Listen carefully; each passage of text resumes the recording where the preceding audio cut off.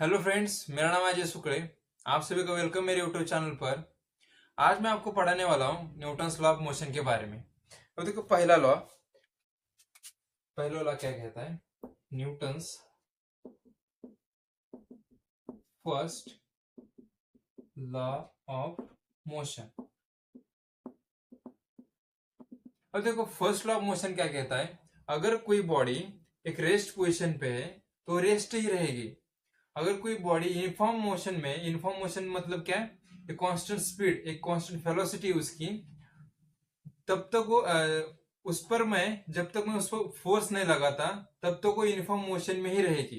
Okay, देखिए, जब एक बॉडी एक रेस्ट पोजीशन पे है, अगर मुझे उससे मूव करना होगा तो मुझे कुछ एक्सटर्नल फोर्स अप्लाई करना पड़ेगा। जब तक मैं एक्सटर्नल फोर्स अप्लाई नहीं करूंगा तब तक वो बॉडी एक जगह से हिलेगी नहीं। अगर कोई बॉडी यूनिफॉर्म मोशन में, उसकी अगर मुझे डायरेक्शन चेंज करनी है या उसकी स्पीड कम ज्यादा करनी है तो मुझे उस पर फोर्स लगाना ही पड़ेगा। ओके, जब तक मैं फोर्स नहीं लगाऊंगा तब तक वो बॉडी में कुछ भी चेंजेस नहीं आएंगे। ओके, तो वैसे हम लिखते हैं। अभी देखो, देखिए न्यूटन जी ने क्या लिखा था, सॉरी। अब देखिए इसकी डेफिनेशन क्या है, इसमें स्टेटमेंट क्या है, देखिए। If body is at rest position और हैविंग यूनिफॉर्म मोशन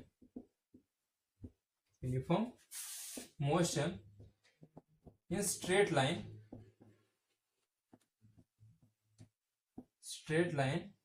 ओके, क्या है? ये body is at rest position, एक जगह पर ऐसे रेस्ट पोजिशन पे है, और एक बॉडी है, और दूसरी कंडीशन क्या है? और having uniform motion in straight line, एक बॉडी जो है स्ट्रेट लाइन में जा रही है, यूनिफॉर्म स्पीड, इसकी वेलोसिटी जो है कांस्टेंट है।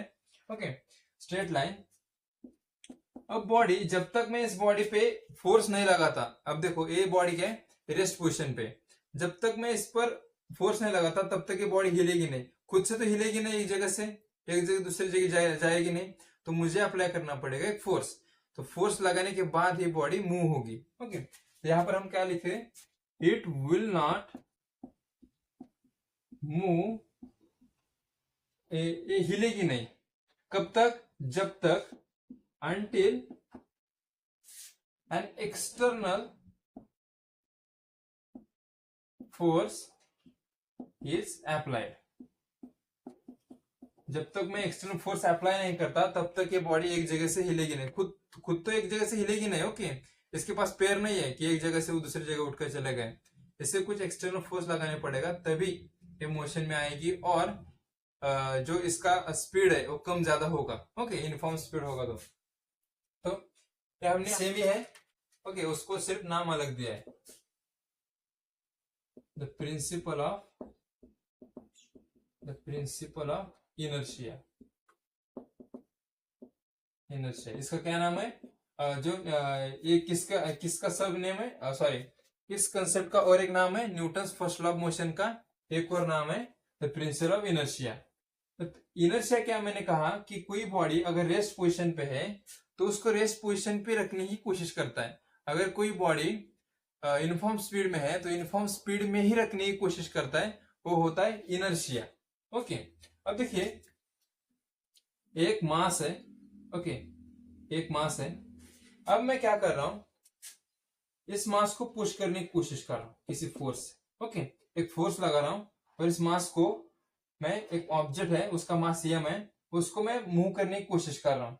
अब देखो, जब मैं इस पर कंसिडर कीजिए, ये जो है, देखिए ये जो मैंने मास लिया है, डस्टर कंसिडर कीजिए, डस्टर। अब ये जिससे मैंने डस्टर यहां पर मैंने रखा, अब इसको मैं मूव कर रहा हूं। ओके, अब ये जो फोर्स है, इस उंगली से मैं इसको मूवमेंट देने की कोशिश कर रहा हूँ, रेस्ट पोजिशन पे है।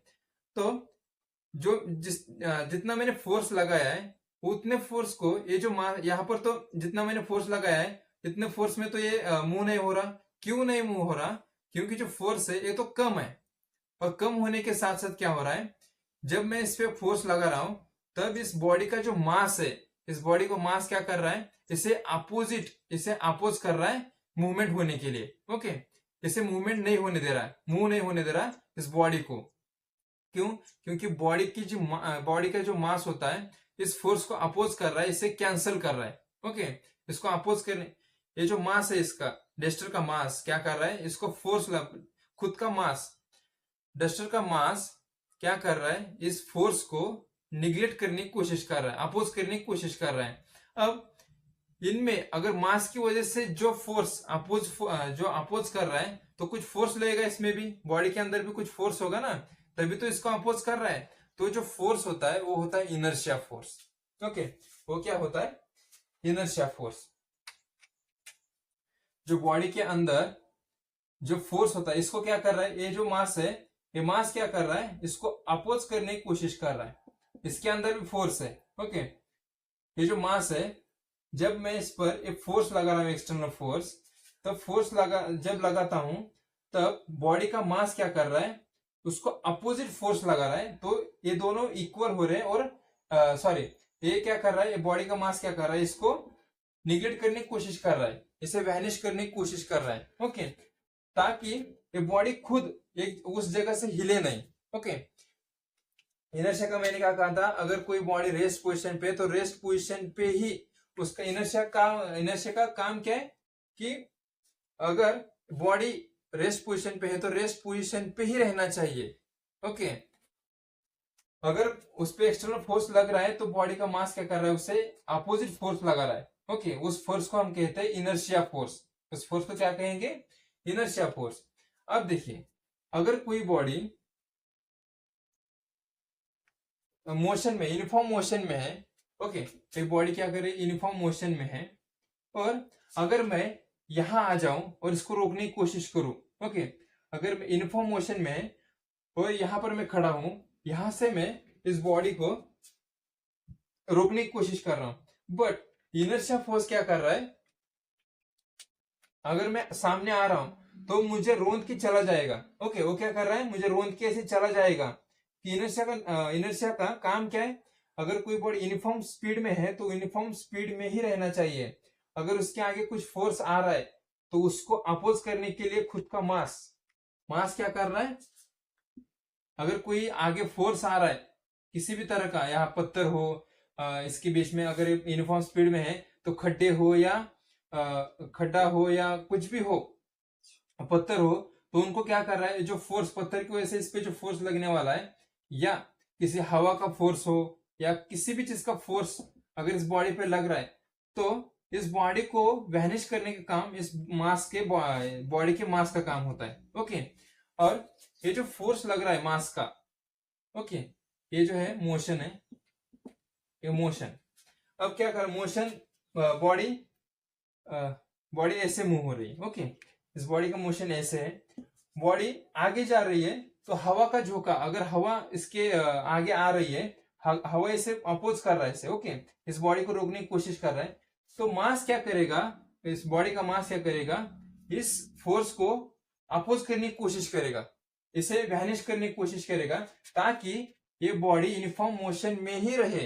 तो उस फोर्स को हम क्या कहते हैं, इस फोर्स को जो निगलेक्ट करेगा, अपोज करेगा, उस फोर्स को हम कहते हैं इनर्शिया फोर्स। ओके, और इनर्शिया फोर्स क्यों होता है, क्योंकि खुद के मास की वजह से। ओके, तब अगर मैं इससे एक स्टेटमेंट लिखूं तो क्या लिख सकता हूं, देखिए, इसे मैं एक स्टेटमेंट लिख सकता हूं। देखिए क्या होता है, it is tendency, inertia. Okay, inertia is a tendency of object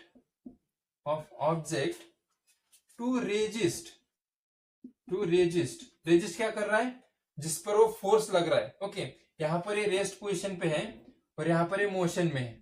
okay, अब रेस्ट पोजीशन में क्या कर रहा हूं, एक्सटर्नल फोर्स लगा रहा हूं, एक्सटर्नल फोर्स की वजह मुझे क्या करना है, ये बॉडी इस जगह से मुझे मूव करनी है। ओके, मुझे आगे इसे पुश करना है, तो तब क्या होता है, ये जो बॉडी का मास है, ये क्या कर रहा है, इसे अपोज कर रहा है। ओके, इसे अपोज कर रहा है ताकि ये रेस्ट पोजीशन पे ही रहे। ओके, तो it is inertia is a tendency of object to resist changes in their state of motion. Okay, state of motion means क्या, एक तो रेस्ट पोजीशन पे होगी या मोशन में होगी, जो उसको जो तकलीफ दे रहा है, ये जो फोर्स, अगर अगर समझो कि आप एक जगह पे ऐसे आराम से बैठे हो और आपको कोई आके थप्पड़ मार के चला जाए, तब आप क्या करोगे, वापस थप्पड़ लगाओगे ना, मतलब आपको गुस्सा तो आएगा। तो वैसे यहाँ पर अगर कोई एक्सटर्नल फोर्स लग रहा है तो ये शांत एक जगह पर है और मैं उसे मूव करना चाहता हूँ, बट बॉडी का मास जो है उसे मूव नहीं होने दे रहा। ओके, तो कौन सा फोर्स उसे लग रहा है, इनर्शिया फोर्स लग रहा है। यहाँ पर मैं यहाँ लिख देता हूँ, इनर्शिया फोर्स। इनर्शिया फोर्स, और इनर्शिया फोर्स क्यों जनरेट होता है, खुद की मास की वजह से। किसकी वजह से, खुद की मास की वजह से। ओके, अब यहाँ से हमने स्टेटमेंट देखिए, मैंने स्टेटमेंट का मीनिंग यहाँ पर लिख दिया है। जो रेजिस्ट चेंजेस मतलब क्या, जो मोशन में था वो मोशन में ही रहना चाहिए, और मोशन में रहने के लिए अगर जो फोर्स लग रहा है, आने वाली कोई भी फोर्स हो, हवा हो या कुछ भी हो, मैं अगर यहाँ पर खड़ा हूं तब भी ये मुझे रोंद के चला जाएगा। क्यों, क्योंकि इसके इनर्शिया फोर्स की वजह से। इनर्शिया फोर्स क्या कर रहा है, इसको असिस्ट कर रहा है, मदद कर रहा है, क्योंकि यूनिफॉर्म मोशन में ही रहे। ओके, तो it is tendency of object to resist changes in their state of motion. Okay, अब देखो इसका एक और पॉइंट है, जितना ज्यादा मास होगा उतना ज्यादा इनर्शिया होगा। मैंने क्या कहा, जितना ज्यादा मास होगा उतना ज्यादा इनर्शिया होगा। अब देखो यहां पर अगर 5 kg का मास है, 5 kg का मास है, तो ये जो फोर्स लग रहा है, ये देखो, ये जो हल्का सा डस्टर है, इसे मैं एक फोर्स लगा रहा हूं तो ये मूव हो रहा है, ज्यादा ही रेजिस्ट नहीं करता इस फोर्स को। ओके, मैंने जो हाथ से जो फोर्स लगा रहा है, मैंने जो हाथ से फोर्स लगाया है इस डस्टर पे, तो ज्यादा रेजिस्ट नहीं करता, ऐसे कर तो मूव हो जाता है। ओके, तो 5 kg का कितना रेजिस्ट करेगा, ज्यादा से ज्यादा 10 न्यूटन करेगा। बट यहां पर अगर मैं 100 kg का लूंगा तो ज्यादा से ज्यादा फोर्स रेजिस्ट करने की कोशिश करेगा। अगर ओके, यहाँ पर 5 kg से ज्यादा, अगर 5 kg लिया तो ज्यादा रेजिस्ट नहीं करेगा, ज्यादा इनर्शिया प्रोड्यूस नहीं होगा। ओके, इस फोर्स को रेजिस्ट करने के लिए। बट अगर 100 kg का मैंने लिया, 100 kg का पत्थर लिया, तो वो ज्यादा रेजिस्ट करने की कोशिश करेगा, क्योंकि ज्यादा मास है, ज्यादा मास की वजह से अंदर इनर्शिया ज्यादा प्रोड्यूस होने की वजह से उस खुद की जगह से वो हिलेगा नहीं। ओके, वो ज्यादा रेजिस्ट करेगा इस फोर्स को। Okay, higher the mass, higher the inertia. Okay, higher the mass, higher the inertia. अब हमने पढ़ लिया, हमने न्यूटन्स का फर्स्ट लॉ हमने कंप्लीट कर लिया। ओके,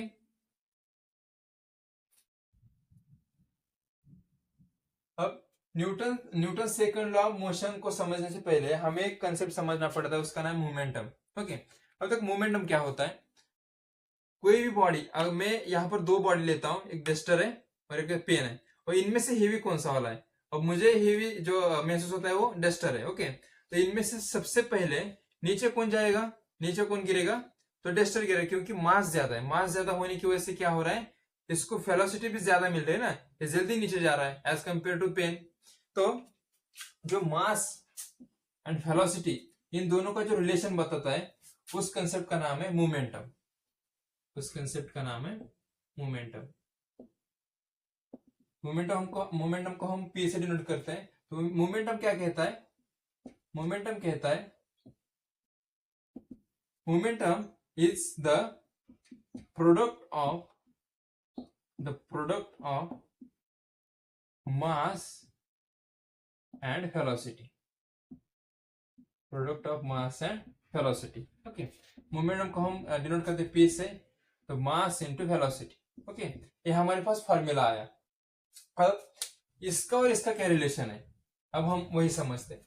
अगर मैं कहूं कि इसकी वेलोसिटी यहां पर, डस्टर की वेलोसिटी, ओके, अब डस्टर की वेलोसिटी यहां पर मैंने रेस्ट पोजीशन पे यहां पर हूं, मैंने डस्टर यहां पर रखा है। अब यहां पर देखिए, यहां पर इसका मास क्या होगा, एम होगा, और इसकी वेलोसिटी क्या होगी, यहां से छोड़ने वाला हूं। ओके, इस जगह से मैं इसे छोड़ने वाला हूं, तो यहां पर इसकी जो बॉडी की इनिशियल वेलोसिटी क्या होगी, यहाँ पर इनिशियल वेलोसिटी होगी इसकी u। ओके, देखिए यहाँ पर ऑब्जेक्ट है, यहाँ पर डस्टर है, तो यहाँ पर इसका मास है m। ओके, इनिशियल वेलोसिटी क्या होगी u। अब बॉडी मैंने छोड़ दी, ओके, ये डस्टर मैंने छोड़ दिया नीचे ऐसे, ये छोड़ दिया, सॉरी। अब डस्टर क्या किया मैंने, यहाँ से छोड़ दिया इसे। अब जब ये नीचे आता है तब इसकी फाइनल वेलोसिटी क्या होगी, v होगी। अब मास तो कांस्टेंट है, मास तो चेंज नहीं हो रहा, मास तो सेम ही है। अब यहाँ देखिए, यहाँ पर मास इंटू वेलोसिटी, यहाँ पर जो मोमेंटम था और यहाँ पर जो मोमेंटम है इसमें कुछ चेंजेस आ रहे हैं। ओके, यहाँ पर मोमेंटम जो मोमेंटम था वो मास इंटू इनिशियल वेलोसिटी था, और यहाँ पर जो मोमेंटम है मास इंटू फाइनल वेलोसिटी है। मतलब यहाँ पर क्या हो रहा है, मोमेंटम चेंज हो रहा है। ओके, मोमेंटम क्या हो रहा है, चेंज हो रहा है, मोमेंटम चेंज हो रहा है। ओके, अब चेंज को हम डिनोट करते हैं डीपी से। अब देखो चेंज क्या होता है, चेंज मतलब होता है initial minus final. Okay, sorry, change in momentum. Okay, मैं यहां पर लिख देता हूं, change in momentum, change in momentum is equal to, change क्या होता है, initial sorry final minus initial. अब चेंज इन मोमेंटम को हम डिनोट करते हैं डीपी से। ओके, अब फाइनल माइनस इनिशियल, फाइनल क्या है हमारे पास, m into v minus m into u. Okay, sorry mu हो गया, एम इंटू यू। अब इनमें से कॉमन क्या है, यम, वो बाहर निकलेगा, DP is equal to M V minus U. Okay, यहां से हमें ये मिला चेंज इन मोमेंटम। ओके, अब चेंज इन मोमेंटम और इसका क्या रिलेशन है, अब हम देखते हैं। अब हम आते directly Newton second law of motion से, यहां से हम डायरेक्टली आते हैं Newton second law of motion की तरफ। अब देखो इसका दोनों का क्या रिलेशन है, चेंज इन मोमेंटम एंड इस फॉर्मूले का और इसका क्या रिलेशन है, इस फॉर्मूले का और इस फॉर्मूले का क्या रिलेशन है। तो देखिए न्यूटन का सेकंड लॉ कहता है the rate of change of momentum is directly proportional to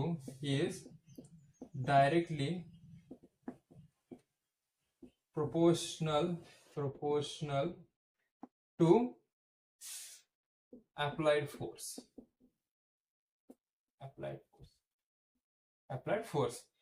the rate of change of momentum। हमने यहां पर तो चेंज ऑफ मोमेंटम ले लिया, अब rate of change of momentum क्या होता है, टी से डिवाइड कर देंगे। ओके, टी से डिवाइड कर देंगे, यहां से लिखिए the rate of change of momentum is directly proportional to applied force. Okay, applied force. अब देखिए हमारे पास हमारे पास क्या है, चेंज ऑफ मोमेंटम है। ओके, हमारे पास चेंज ऑफ मोमेंटम है। अब मैं इसको लिखता हूं यहां पर, चेंज ऑफ मोमेंटम कितना है हमारे पास, dp is equal to M v minus U. Okay, हमारे पास इतना आया। अब मुझे क्या करना है, rate of change of momentum लिखना है, तो मैं कैसे लिख सकता हूं, पर यूनिट टाइम लिख देता हूं यहां पर। Okay, rate of change of है ना, तो टाइम के साथ साथ ये जो चेंज हो रहा है, टाइम के साथ साथ यहां से मैं टी से डिवाइड कर देता हूं इसे। ओके, अब देखो टाइम के साथ साथ चेंज इन मोमेंटम, इसको मैं नहीं लिखता हूं तो चलेगा क्योंकि इसकी कोई जरूरत नहीं है। तो change in momentum per unit time is directly proportional to applied force. Okay, यहाँ पर मैंने जो फोर्स हम क्या करते हैं, एफ से डिनोट करते हैं। तो change in momentum per unit time is directly proportional to force. तो मुझे अगर फोर्स को निकालना है तो मुझे क्या यूज करना पड़ेगा, एक कांस्टेंट यूज करना पड़ेगा। ओके, कांस्टेंट यूज करना। ओके, मैं यहाँ पर लिख देता हूँ, सॉरी यहाँ पर लिख देता हूँ मैं, तो F is directly proportional to M V minus you upon T. Okay, अब देखिए मुझे अगर कांस्टेंट प्रोपोर्शनलिटी साइन हटाना है तो मुझे कांस्टेंट यूज करना पड़ेगा, मैंने कांस्टेंट के यूज किया। ओके, आर नहीं है ये, के sorry Yama V minus you upon T. Okay, time से डिवाइड करते हैं। अब देखो, अगर मैं यहाँ से, हम यूजुअली के की वैल्यू जो है हम यूजुअली 1 ही रखते हैं। ओके, के की वैल्यू क्या है, यहाँ पर 1 है। यहाँ पर मैं लिखता हूँ M we minus you upon T. अब देखो, change in velocity per unit time, एक कहीं तो पढ़ा होगा आपने कि change in velocity per unit time, तो उसकी change in velocity per unit time है, ये जो है इस रिलेशन को इंडिकेट, ये जो सॉरी, अब देखो, change in velocity per unit time, change in velocity पर सॉरी, तो चेंज इन वेलोसिटी, यहां पर देखिए, change in velocity per unit time, ये क्या है, ये देखिए, ये कंसेप्ट क्या है, यहां पर वेलोसिटी चेंज हो रही है final to initial upon time per unit time. तो change in velocity per unit time का मतलब होता है एक्सेलरेशन। ओके, और एक्सेलरेशन को हम डिनोट करते हैं स्मॉल ए से। ओके, स्मॉल ए से डिनोट करते हैं। अब यहां पर मैं लिख देता हूं इसे, यहां पर मैं लिख देता हूं F is equal to M A. तो आ गया हमारे पास, जो मैंने कहा था कि हम यूजुअल हम बार बार इस फॉर्मूले को देखते हैं, बट इसका एक्चुअली कहाँ से आता है, तो देखिए यहाँ पर मैंने लिख दिया, ये आता है सारे इतने कंसेप्ट यूज करके। ओके, मोमेंटम का कंसेप्ट यूज करके, और यहाँ पर रेट ऑफ चेंज ऑफ, जो Newton second law of motion है, तो उसकी डेफिनेशन क्या है कि rate of change of momentum is directly proportional to applied force. Okay, जितना हम फोर्स अप्लाई कर रहे हैं, तो फोर्स की वजह से जो चेंज इन मोमेंटम आ रहा है, ओके, चेंज इन मोमेंटम, मैंने क्या कहा कि यहाँ पर किसी फोर्स से नीचे आ रहा है। ओके, ग्रेविटी की वजह से, ग्रेविटेशनल फोर्स की वजह से, जो इस पर जो बॉडी पे फोर्स अप्लाई हो रहा है इस बॉडी पे, उस फोर्स की वजह से जो यहाँ पर जो इनिशियल वेलोसिटी थी, यहां से यहां पर आ रही है। ओके, तो जो मोमेंटम था, यहाँ पर जो मोमेंटम था और यहाँ पर जो मोमेंटम है, ये अलग है, दोनों चेंज इन मोमेंटम है। तो और चेंज इन मोमेंटम क्या किसके साथ हो रहा है, टाइम के साथ। ओके, यहाँ पर जो टाइम था अलग था, यहाँ पर टाइम अलग है, तो विथ रिस्पेक्ट टू टाइम ये चेंज इन मोमेंटम हो रहा है। Okay, the rate of change of momentum is directly proportional to applied force. अब यहाँ पर मैं लिख दिया कि change in momentum per unit time is directly proportional to F. और अगर मुझे प्रोपोर्शनलिटी साइन हटाना है, तो मुझे कुछ कांस्टेंट यूज करना पड़ेगा, उसका नाम है के, और के की वैल्यू हम यूजुअली रखते हैं 1। तो एफ इज इक्वल टू, इसको 1 रख दिया मैंने, F is equal to m we minus you upon T. अब change in velocity per unit time का होता है एक्सेलरेशन, उसे क्या कहते हैं हम, एक्सेलरेशन। और एक्सेलरेशन का हम डिनोट करते हैं ए से, F is equal to m, तो यहाँ एम, और change in velocity upon time is equal to a. Okay, F is equal to a में, तो हमारे पास आया ये वाला इक्वेशन, जो हम हर बार किसी ना किसी कंसेप्ट में हम देखते हैं कि F is equal to a में। ओके, तो हमने देख लिया न्यूटन सेकंड। अब हम देखते हैं न्यूटन जी का third law. Okay, Newton third law of motion. तो देखिए, Newton third law of motion क्या है, इन्होंने क्या कहा कि every action force has equal and opposite reaction. Okay, उन्होंने क्या कहा था कि every action force has equal and opposite reaction force. Force भी कह सकते हो, फोर्स लिख देंगे आप। इसका मीनिंग क्या है, इसका मीनिंग क्या है, आपने अगर स्पेसक्राफ्ट लॉन्चिंग के टाइम देखा होगा, जब वो फ्यूल बर्न होता है, जब वो फिर जो कौन सा वो जो फ्यूल होता है, वो कौन सा फ्यूल होता है, वो हाइड्रोजन का फ्यूल होता है। अब जब हाइड्रोजन फ्यूल बर्न होता है, तब वो जो हाइड्रोजन की फ्यूल बर्निंग की डायरेक्शन होती है नीचे की तरफ होती है। बर्निंग की डायरेक्शन कहाँ होती है, नीचे की तरफ। और हमारा स्पेसक्राफ्ट क्या कर रहा है, आगे की तरफ जा रहा है, ऊपर की तरफ। डायरेक्शन ऑफ हाइड्रोजन फ्यूल जो बर्न होता है, बर्निंग फ्यूल का डायरेक्शन नीचे की तरफ है, और जो स्पेसक्राफ्ट की डायरेक्शन है वो ऊपर की तरफ। तो हाइड्रोजन फ्यूल का जो बर्निंग का डायरेक्शन है, उसे हम क्या कहते हैं, बर्निंग, उसे क्या कहते हैं, एक्शन कहते हैं। ओके, जो बर्निंग हो रहा है उसे हम एक्शन कह रहे हैं। और रिएक्शन क्या हो रहा है कि बॉडी जो स्पेसक्राफ्ट है ऊपर की तरफ जा रहा है, उसे हम रिएक्शन कहते हैं। एक्शन कौन सा हुआ, बर्निंग ऑफ फ्यूल, और रिएक्शन क्या हुआ, एडवांसमेंट ऑफ स्पेसक्राफ्ट। एडवांसमेंट मतलब आगे की तरफ। ओके, आई की तरफ जाना। स्पेस क्राफ्ट का हम एग्जांपल लेते हैं यहाँ पर, स्पेस क्राफ्ट। ओके, दूसरा दूसरा हम ले सकते हैं कि आपने स्प्रिंग, ओके स्प्रिंग खींची होगी आपने कभी, ऐसे स्प्रिंग खींचना, ऐसे क्या करना कि ऐसे स्प्रिंग पकड़ो और स्प्रिंग को ऐसे खींचो। वो जब खींचते हैं उसे हम एक्शन कहते हैं। जब आप छोड़ दोगे वो अपने आप आ जाएगा, इनिशियल पोजीशन पे आ जाएगा, तो उसको क्या कहेंगे हम, रिएक्शन कहते हैं। ओके, यहाँ पर स्प्रिंग। तीसरा स्ट्रिंग, स्ट्रिंग। ओके, स्ट्रिंग देखिए, स्ट्रिंग को अगर मैं पेंडुलम लटका दूं, यहाँ पर स्ट्रिंग है, ओके ये स्ट्रिंग है, इसको मैं एक वेट लगा देता हूं। अब वेट नीचे की तरफ आ रहा है, ओके वेट नीचे की तरफ आ रहा है, बट ये जो फोर्स है, स्ट्रिंग में जो फोर्स लग रहा है वो ऊपर की तरफ है। ओके, वेट नीचे की तरफ है, फोर्स ऊपर की तरफ है। ये हुआ एक्शन, ये हुआ रिएक्शन। ओके, एक्शन क्या हो रहा है, नीचे की तरफ, और रिएक्शन क्या हो रहा है, ऊपर की तरफ। ओके, तो यहां पर मैं स्ट्रिंग भी लिख सकता हूं, ऐसे बहुत सारे। अब तीसरा देखिए, चौथा देखिए, मैं एक बॉडी लेता हूं। ओके, सरफेस पे, सरफेस है, यहाँ पर बॉडी लेता हूं। अब बॉडी का वेट की डायरेक्शन नीचे की तरफ है। ओके, ये जो वेट है बॉडी का वो नीचे की तरफ है।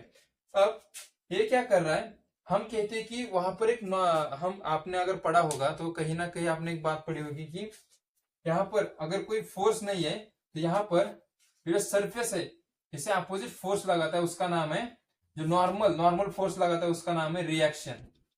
ओके, स्ट्रेंथ ऑफ मटेरियल में या सॉरी इंजीनियरिंग मैकेनिक्स में आपने पढ़ा होगा कि अगर ये जो होता है सरफेस क्या कर रहा है, इस बॉडी को एक रिएक्शन लगा रहा है, एक नॉर्मल फोर्स लगा रहा है, तो उसका परपेंडिकुलर फोर्स टू ऑब्जेक्ट उसे क्या कहते हैं, रिएक्शन कहते हैं। अब वेट क्या हुआ, वेट इसके ऊपर रखा है मैंने, तो वेट क्या हुआ, एक्शन, और ये जो नॉर्मल फोर्स लग रहा है उसे ऊपर की तरफ सरफेस की वजह से, उसे कहते हैं रिएक्शन। ओके, एवरी एक्शन, कुछ भी हो, आप अगर बॉल देखोगे, बॉल ऐसे वॉल पे मारो, तो बम्बार्ड करो वॉल पे, तो वॉल से वापस आती है। वॉल क्या कर रहा है उस पे, मैं जब वॉल पे बॉल फेंकता हूँ, वॉल पे बॉल मारता हूँ, तो जब उस पे लगती है वॉल पे, तो ऐसे इंस्टेंटली वापस आता है। ओके, आपने हमारे हाथ में, तो क्या कर रहा है, जितना फोर्स हमने लगाया था उतना ही फोर्स ये वॉल लगा रहा है बॉल पे। ओके, वॉल भी लिख सकते हैं यहाँ पर, okay wall and ball, wall and ball. Okay, इतना हमारे पास है। अब हमने देख लिया न्यूटन जी का थर्ड लॉ। ओके, अगर आपको वीडियो पसंद आया होगा तो लाइक कीजिए, शेयर कीजिए अपने दोस्तों के साथ, और सब्सक्राइब करना मत भूलिए ताकि आप आने वाले वीडियोस देख सकें। ओके, तो धन्यवाद आप सभी का।